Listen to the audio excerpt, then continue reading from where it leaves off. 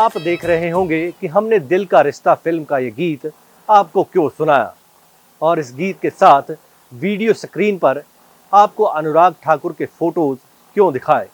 दरअसल इसे कहानी कहिए या खबर, लेकिन इस गीत का ये मुखड़ा केंद्रीय मंत्री अनुराग ठाकुर पर बिल्कुल फिट बैठता नजर आता है, क्योंकि सियासत का रिश्ता भी दिल के रिश्ते से ही जुड़ा होता है।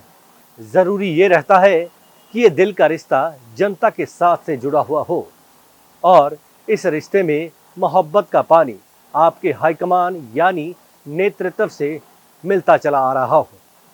अनुराग ठाकुर इन दोनों पहलुओं पर मजबूत नजर आते हैं। क्यों, कैसे, चलिए देखते हैं और समझते हैं। अनुराग ठाकुर को संसद में बैठे हुए 15 सालों से ज्यादा का वक्त हो चुका है। इस शख्स ने इस दौरान खुद को साबित ही किया है, चाहे इम्तिहान कोई भी हो। अभी अगला इम्तिहान फिर सिर पर है, यानी लोकसभा चुनाव। उसका नतीजा तो वक्त बताएगा, लेकिन अभी तक जो नतीजे सामने आ रहे हैं वो तो यही साबित कर रहे हैं कि भाजपा के अनुराग भैया एक तरह से अपनी काबिलियत के दम पर हर मंच पर बलैयां ही हासिल कर रहे हैं और आवाज़ यही उठती सुनाई देती है कि दैया दैया दैया रे। चलिए सीधे खबर का रुख करते हैं। पिछले दिन यानी 30 नवंबर को अनुराग ठाकुर ऊना पहुंचे थे। विकसित भारत संकल्प यात्रा का आगाज किया, लेकिन इस आगाज में अनुराग की आवाज़ और उसमें शामिल अल्फाज ये साबित कर रहे थे कि अनुराग में एक ऐसा पॉलिटिकल स्टफ है जो भाजपा में उनको सबसे अलग खड़ा कर देता है, चाहे वे राष्ट्रीय भाजपा हो या हिमाचल भाजपा। ये सब समझने के लिए आपको अनुराग ठाकुर का ये बयान ढंग से सुनना और समझना पड़ेगा कि 2047 से पहले भारत को एक विकसित राष्ट्र बनाएंगे और मोदी की गारंटी की गाड़ी आज देश के 2,69,000 पंचायतों में लोगों को योजनाओं का लाभ देने, जानकारी देने के लिए पहुंच रही है। और ये मोदी की गारंटी की गाड़ी जो आज देश के कोने कोने में जा रही है, ये लोगों में एक नया विश्वास पैदा कर रही है। 4 करोड़ पक्के मकान बनाए, 12 करोड़ शौचालय, तो 13 करोड़ घरों को नल से जल की सुविधा दी, 60 करोड़ लोगों को 5 लाख का इलाज आयुष्मान भारत योजना में दिया, बिल्कुल मुफ्त।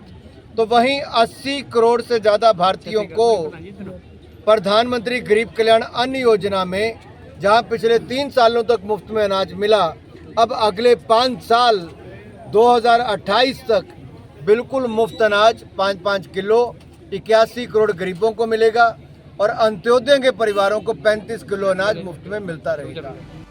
देख तो आपने लिया, लेकिन पॉलिटिकली डिफरेंशिएट हम कर देते हैं।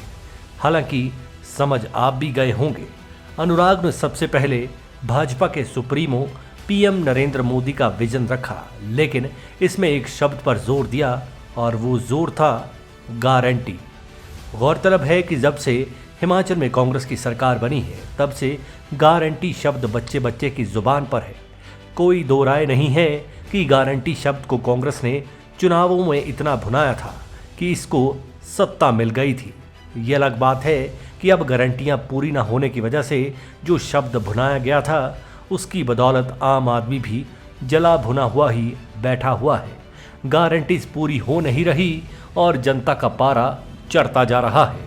मसला चाहे दूध गोबर खरीद से लेकर बेरोजगारी से जुड़ा हुआ हो, पर मसले में अनुराग ने सियासी तलवारें भी कांग्रेस पर बखूबी चलाई। अब जरा वही गारंटी शब्द सुनिए जो कांग्रेस के खाते से अनुराग ने पकड़ा था। उतनी ही फर्जी थी जितने वो, उतनी ही फेल हुई जितनी इनकी सरकार फेल हुई। 1500 रुपये आज भी आप सड़क पे जाती 15 महिलाओं से यहाँ से पूछना, क्या 15 में से किसी महिला के खाते में 1500 रुपये आए? साल होने को आया, 18,000 रुपये आने चाहिए थे, 18 पैसे भी नहीं आए। 2 रुपये किलो गोबर, 100 रुपये लीटर दूध खरीदना था, वो दूर छोड़िए, यहाँ तो 40 रुपये लीटर दूध भी नहीं खरीद रहे, और गोबर की तो दूर की बात है। यहाँ कहा था कि 300 यूनिट बिजली के मुफ्त देंगे, मुफ्त तो दूर, पुराने के भी बिल ज़्यादा लग के आने शुरू हो गए। पानी का भी बुरी हालत हो गई, और जो 600 करोड़ का स्टार्टअप फंड देना था वो 6 करोड़ भी नहीं दे पाए। ये कांग्रेस है चुनाव से पहले बड़ी बड़ी गारंटियां देती है, बाद में केवल पैसे कमाने के लिए अलग अलग तरह के तरीके निकालती है। भ्रष्टाचार का बोलबाला है और गारंटियां फेल, जैसे कांग्रेस फेल। तो देखा आपने, दोनों बयानों की मयानों से जो दो तलवारें अनुराग ने निकाली, उनमें से एक तलवार मोदी के हक में बचाव करती नजर आई और दूसरी कांग्रेस को जख्म देने वाली थी। लेकिन दोनों तलवारों की धार को अनुराग ने उसी गारंटी लफ्ज के पत्थर पर धार दी हुई थी, जो पत्थर आजकल जनता इन दिनों गारंटीज के मामले में कांग्रेस के खिलाफ हाथ में पकड़े हुए खड़ी हुई है।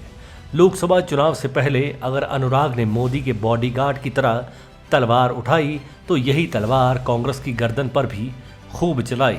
कहा जाए कि सियासत में दो धारी तलवार चलाने का हुनर अनुराग के पास है तो ये गलत नहीं होगा। इसके पीछे भी एक उदाहरण और तथ्य है।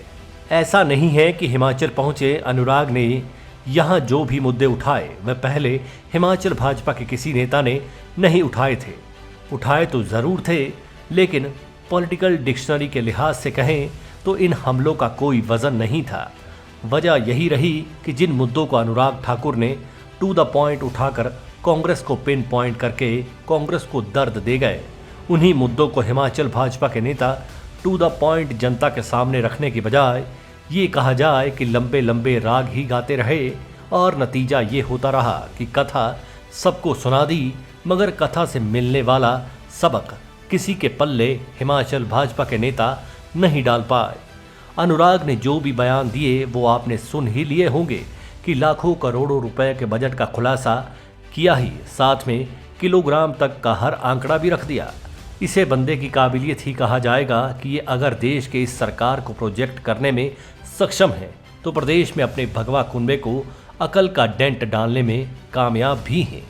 फिलहाल तो एक साल पहले सत्ता के रंग में दोबारा पेंट हुई कांग्रेस के पॉलिटिकल रंग को भी अनुराग ठाकुर ने फेंट करने में कोई कसर बाकी नहीं रखी है। खैर, बात कर रहे थे दैया दैया दैया की। दरअसल दैया शब्द का आधार मैया यानी माँ का रहा है, लेकिन इसके साथ दैया शब्द का मूल आधार शब्द ये है दाई, यानी माँ बच्चे को जन्म देती है तो दाई माँ जन्म के दौरान सहायता करती है, बच्चे की देखभाल और लालन पोषण भी करती हैं। इसीलिए दाई का मतलब भी माँ की तरह ही माना जाता है। अब देखिए, हिमाचल भाजपा को भी एक तरह से सियासी पुनर्जन्म की ज़रूरत है और अगले साल 2024 में राष्ट्रीय भाजपा को भी राष्ट्रीय स्तर पर जन्म लेने की बेला है। अगर दाई माँ अच्छी होंगी तो सब अच्छा रहेगा। खैर, मैया की भूमिका में तो अगर पूरी भाजपा है तो दैया यानी दाई माँ का रोल भी खूब ज़बरदस्त भाजपा के अनुराग भैया तो निभा ही रहे हैं। Manish Kaul, Nagin byte news.